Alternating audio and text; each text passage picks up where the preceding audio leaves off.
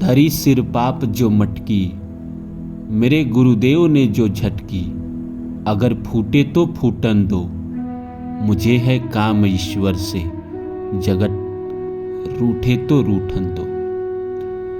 जो एक बार कहीं ना कहीं ईश्वर के भक्ति का स्वाद ले लेता है, फिर ये संसार उसके लिए व्यर्थ ही लगता है।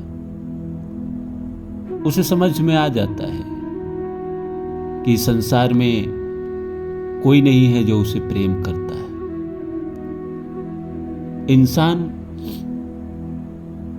भक्ति में कहीं ना कहीं तभी आता है जब वो प्रेम में हार जाए। आदमी हार हार के भक्ति के मार्ग पे आता है, प्रेम में हार के आता है, जिंदगी में हार के आता है। पहले वो बाहर खोजता है चीजों को, धन खोजता है, पद खोजता है, जीवन साथी खोजता है, किसी से प्यार की उम्मीद करता है, अच्छे स्वास्थ्य की उम्मीद करता है। जब बाहर वो असफल होता है तब वो कहीं ना कहीं भक्ति में आता है, ईश्वर के शरण में आता है, ईश्वर का ध्यान करता है। एक बहुत बड़ी साइकोलॉजिस्ट हुई जिन्होंने बाद में बहुत किताब भी लिखे। उन्होंने अपने किताब में लिखा है कि मैं जीवन के 30 साल तक नास्तिक रही, क्योंकि मैं चीजों को बाहर ढूंढ रही थी। मुझे समझ में ही नहीं आ रहा था कि बाहर चीजें नहीं मिलती है, और जब मैं बाहर खोजते खोजते हार गई तो मैंने भीतर खोजना शुरू किया। तब हम ईश्वर पे ध्यान लगाना शुरू किए, और जो आनंद की प्राप्ति हुई, जो खुशी मिली, वो कल्पना से परे है। इंसान भी पहले बाहर बहुत खोजता है, हर चीज खोजता है, बाहर बहुत खोता है। कोई पद खो देता है, कोई धन खो देता है, कोई अपना खो देता है, और जब वो खो देता है तब वो भगवान की शरण में आता है। तो नमस्कार दोस्तों, मेरा नाम है रानू बाबू, और जैसा कि आप सभी जानते हैं, मैं आपके लिए कहानी, कविता और मोटिवेशनल वीडियो लेकर आता हूँ। इसी श्रृंखला में आज लेकर आया हूँ कि भगवान के ध्यान से ज़्यादा ही संसार में कोई चीज़ महत्वपूर्ण नहीं। तो आइए शुरू करूँ। इससे पहले आप सभी से आग्रह है कि आप मेरे चैनल को सब्सक्राइब कर दें, और जितना हो जाए उतना शेयर करें।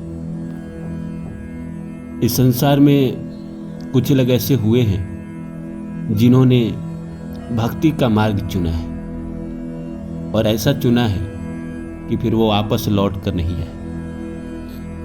कहीं ना कहीं स्वामी विवेकानंद जब तक भगवान ढूंढते रहे, वो संतुष्ट नहीं हुए। हर किसी के पास जाकर एक ही सवाल पूछते थे, आपने भगवान को देखा है? और हर कोई कहता था कि नहीं। अंत में वो रामकृष्ण परमहंस के पास पहुंचे, और जब विवेकानंद ने पूछा कि आपने भगवान को देखा है, रामकृष्ण परमहंस ने कहा कि हाँ, मैंने देखा है, हम तुम्हें भी दिखा सकते हैं।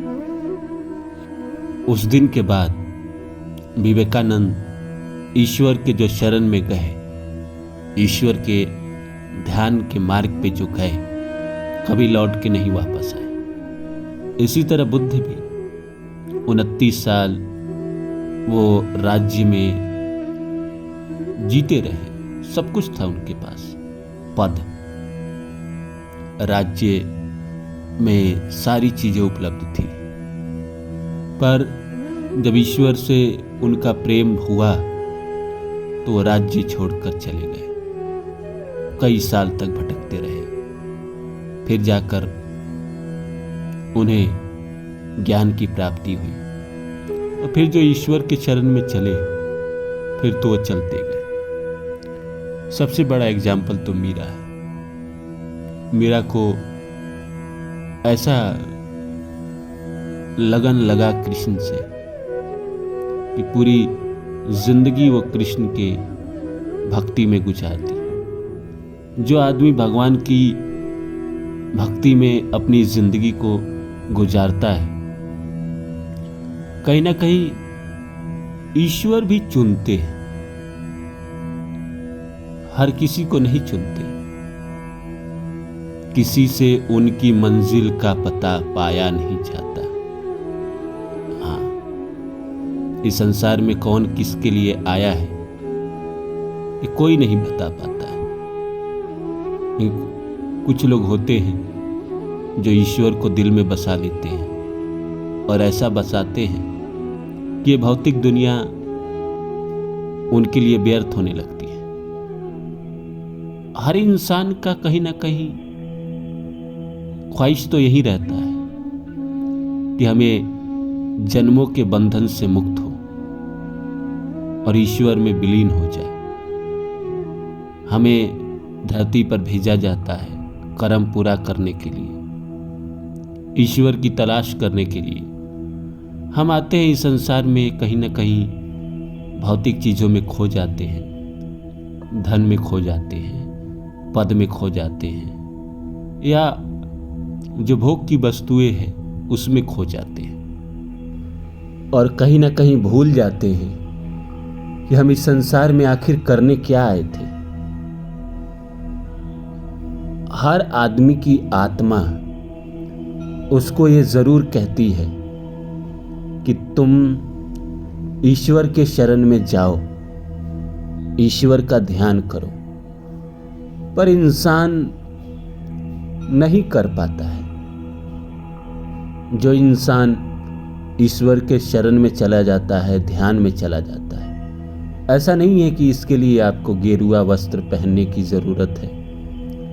आप कहीं ना कहीं सांसारिक रूप से रहते हुए भी, संसार में जीते हुए भी, संसार में कहीं ना कहीं अपना काम करते हुए भी ईश्वर के शरण में रह सकते हैं, ईश्वर का ध्यान कर सकते हैं।